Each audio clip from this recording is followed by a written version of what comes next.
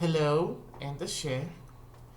Today I would like to talk to you about one of my favorite gods, my favorite Orishas. This is Orisha Osanyin. And he is the Orishas of all plants and plant life on earth. And when I started practicing voodoo, I took an immediate liking to him.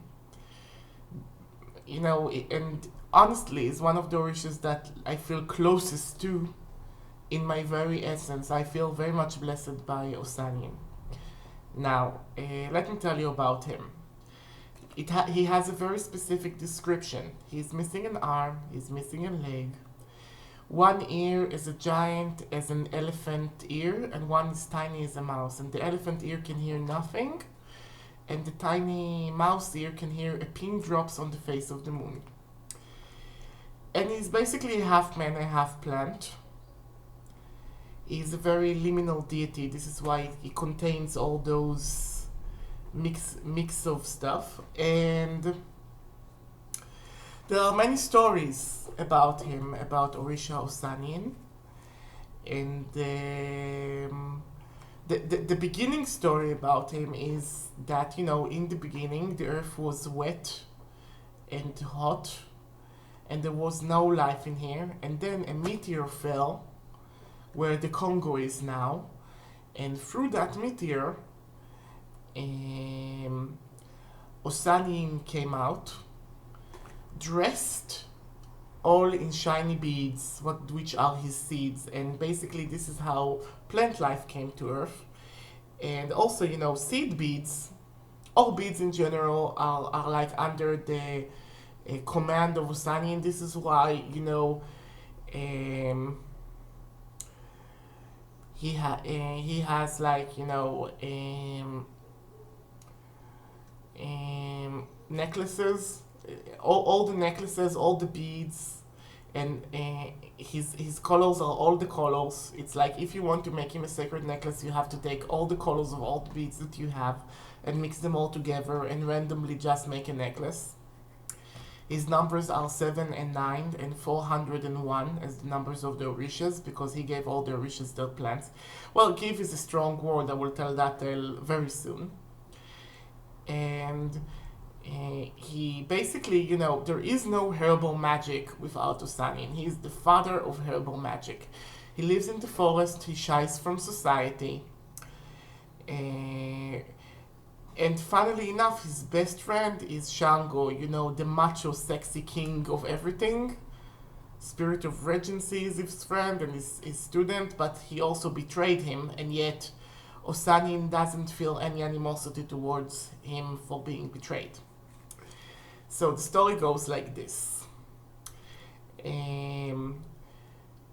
When Osanyin came to Earth as an additional Orisha, plants grew, but only he had access to their magic, and only he knew which plants were magical.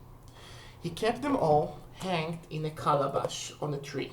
A calabash like this. This is one of his ritual tools. And when it's being prepared, there is a cement with 108 herbs inside that is like, basically representing the mysteries of Osanyin, and it's supposed to be hanged because Osanyin likes his stuff hanged in the air. So, and you can get those in botanicas, it's not difficult to get those. So while his calabash was hanged, everybody, all the Orishas came and asked him for herbs to do their magic. And Osanyin, after receiving offerings, would give them their limited magic. But, Shango and Oya had enough of this. Oya, goddess of change, and Shango, a goddess of lightning and thunder. So, Oya made a big wind, and Shango threw a lightning at his calabash, and the calabash that was hanging from a tree got broken. And all the seeds and all the herbs flew in the air, and Osanyin screamed, "Ewe oh, my herbs, And all the Orishas grabbed some herbs, and since then, all the Orishas, all the gods, all the spirits grabbed some herbs, and ever since then, each god, Orisha, or spirit has their own herbs to keep for their own. And there is also a tale about, which is the first time in which Shango betrayed Osanyin and yet he forgave him. The second time, well, there are several stories about this. One story goes that Shango tried to make a forceful pass at Oya. That Osanyin tried to make a forceful pass at Oya and Shango beat his crap up. But another tale tells us that basically at the beginning, Ormila, which is the Orisha of knowledge, Ifa, and divination, and he's basically the supreme being of knowledge, and he's protected from unnatural death. Used to play with Osanyin, they used to be friends, and they used to sit in the forest, and what they used to do while sitting in the forest is like casting hexes towards every person that passed through Osanyin's forest. It was like their hobby. They sat and they were cool, and then Olodumare, the supreme being, decided that Ormila was not useful because he's not doing his purpose, so he decided to kill Ormila. So Eshu, that heard of this plan, ran quickly to tell Ormila, you're going to be killed. And Ormila immediately abandoned Osanyin and turned his life for the better. And he went to, and even though Ormila is the deity of divination, he himself never divines for himself, because he's never, it's a divination lesson in this myth, in this Pataki. Myth is Pataki in Yoruba. And he ran to Shango, and Shango did divination. And he said, well, right now Osanyin is collecting herbs to do bad juju on you. So Mila asked, what should we do? And Osanyin collected 12 thunderstones and 12 candle wicks. And he made a spell that a giant lightning hit on Osanyin and took off both his arm and his leg. And yet, even though after that, the priests of Shango, or the children of Shango, are the most blessed one by Osanyin. You can see that very easily, that they are blessed by Osanyin. Most of them are go to be babalaos and walk with herbs. And it's like a real love. It's real love between Shango and Osanyin. But Osanyin also wanted to marry Oshun. Now Oshun is married to all the male Orishas and all the male aspects of the Orishas, besides two. Erinle, which is the god of medicine, because he couldn't give her enough attention, so they divorced. And Osanyin, because she couldn't, she's even married to Babalu Aye, which is like the Orisha of disease. But she's not married for Osanyin because, he was too deformed for her. But in some aspects of her, like Oshun Ibukole, Oshun the witch, they are very good friends. And Osanyin, when he tried to propose her, she casted a spell on him to shut him up so he couldn't propose to her. And, Osanyin is also connected to Babaluaya, or Orisha of disease. There are several books on the subject that are available today. One of them is this, which actually depicts the rituals and some of the workings that could be done with Osanyin. I don't know what about you, but look at this cover. I find this cover very beautiful. You see, this is the calabash up there, and down there is like his bowl with the palos, with the wood sticks that, each one has its own magical purposes. It could be used as a wand, ground into powder, burnt and used as a painting. This is Aroni. Aroni is both the spirit of the forest and the spirit of the body of Osanyin. And there is Kimbisia. Kimbisia is a skull. There used to be like a skull that today is either made from plasticine, or if the practitioner has money, he buys a real human skull that basically represents the mystery of Osanyin. And there are all the initiation rituals here, and how to consecrate all sorts of Tilbsurim. Don't do this at home, but read this if you want to invest and go to be initiated to the priestess of Osanyin, if you find this attractive to you.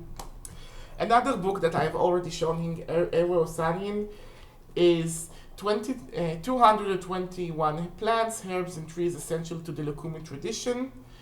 And it has color pictures. You know, I don't know the names of those, but I could recognize some plants that grow in Israel because there are pictures, and I know what those are. And while it has some recipes in the end, like, let's see, lamp to attract, or obra to tie a person's tongue so they will not speak badly or falsely about you. You know, it has some spells in there. But you know, if you're working with the Orishas, or if you understand enough of the Orishas to understand how they are connected to different gods and spirits around you, you know, reading that a certain herb that grows in your garden for years could be very useful for you. For instance, you know, Rosa Francesca, which is basically oleander. I talked about oleander, is sacred to Obatala, Oshun, and Oya. And like Obataya is the supreme light, Oshun is the goddess of love, and Oya is the goddess of change and death. So you know, and you understand that oleander is poisonous, so you understand that it's a very powerful medicine. So you can read about those things here. This is a very good book. But if you thought this book, even though it's kind of thick, is too small, today we also have this tome, Afro-Cuban Herbalism. Look at the size of this. And it also does the same. It doesn't have pictures, which is a minus, but it has English names like, you know, White Frangipiani, Plumeria alba. And this is used to clear abscess, dropsy, fever, gum disease, herpes, whatever. And this belongs to Obatala, and they also tell you the Odu Ifa that those are connected to, and their different names. So if you want to understand what all those herbs and palos in the botanica, because you know, some people, that's what they have in their hometown, botanicas. I have no witches stores or botanicas in Israel. I have to gather everything myself, which is, you know, in a way better. It's better if you make a relationship yourself with the herb, but you know, if you're busy and you just want to buy a bunch of palos to do your magic, well, that's fine. Nobody is telling you not to do that.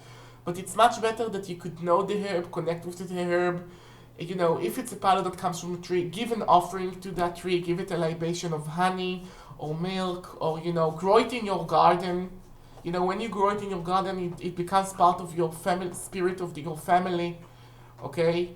And then you can have the palos and you can trade them. You know, if you have an Iler or Calvin, and you know, one has like oleander in the garden, and one has like, you know, American forward, which is basically abrecamino. You can trade, and you can have like lots of herbs and leaves and do a lot of magic with it for free. And that's important because, you know, the best magic that is available for us is for free and all around us, okay? And it's much better to get that than actually buying that. What to do, this is how it works. And another thing, this is not in the Ifa Oracle, and this is not in any of my, you know, any of the scriptures, but this is my specialist, Osanyin basket. And the Osanyin basket is basically, you know, it's made from seaweed. I got this as a set in IKEA. And I beaded it, you know, it has like those colorful beads of Osanyin to represent the fact that this is, you know, that this belongs to him. And in here, I dry herbs that I collect. I just put them inside, and since this is like, you know, venting air, everything that I put in it is dried. So I have scorpion tail here. That is like, you know, sacred to Ogun and the Orishas. I have like, you know,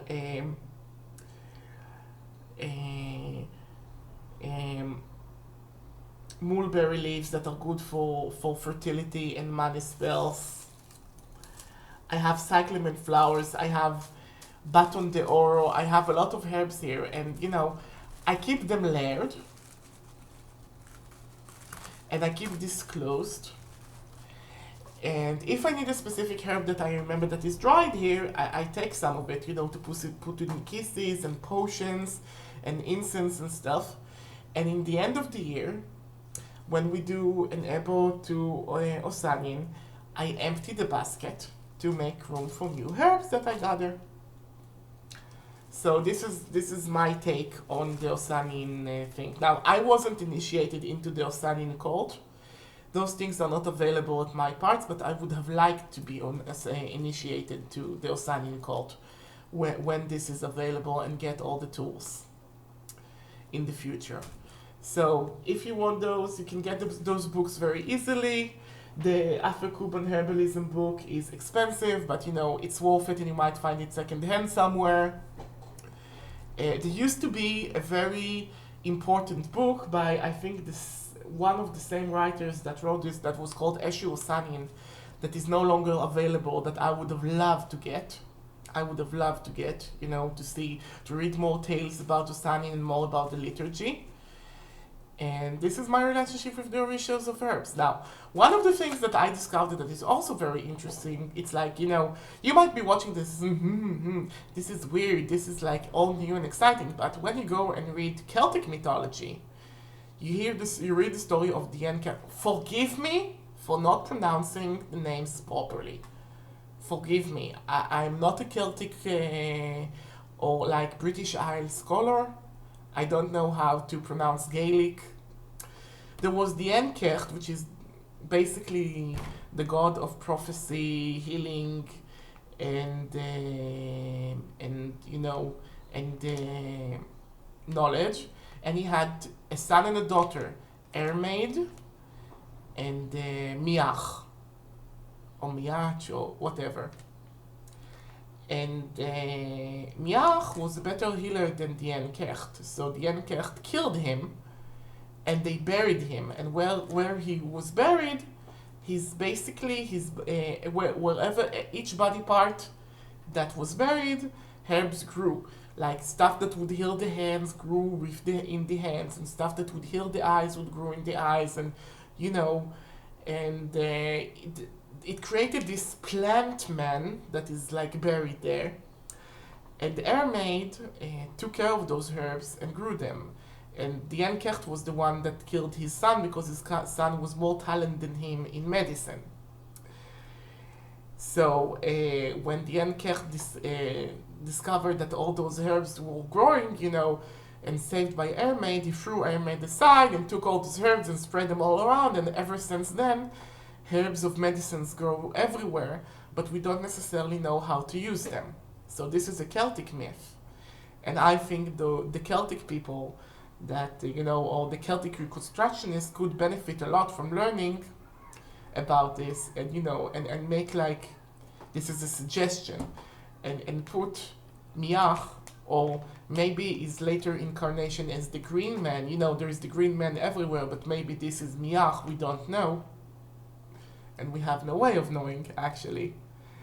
Or I have no way of knowing. You can tell me if I'm wrong, or if you think there is syncretism or whatever.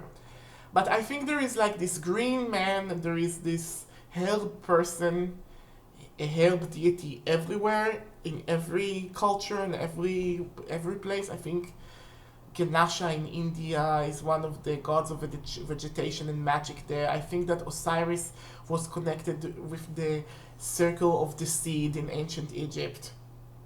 You can find different powers like Osanyin everywhere. So, okay, this is my relationship with Osanyin.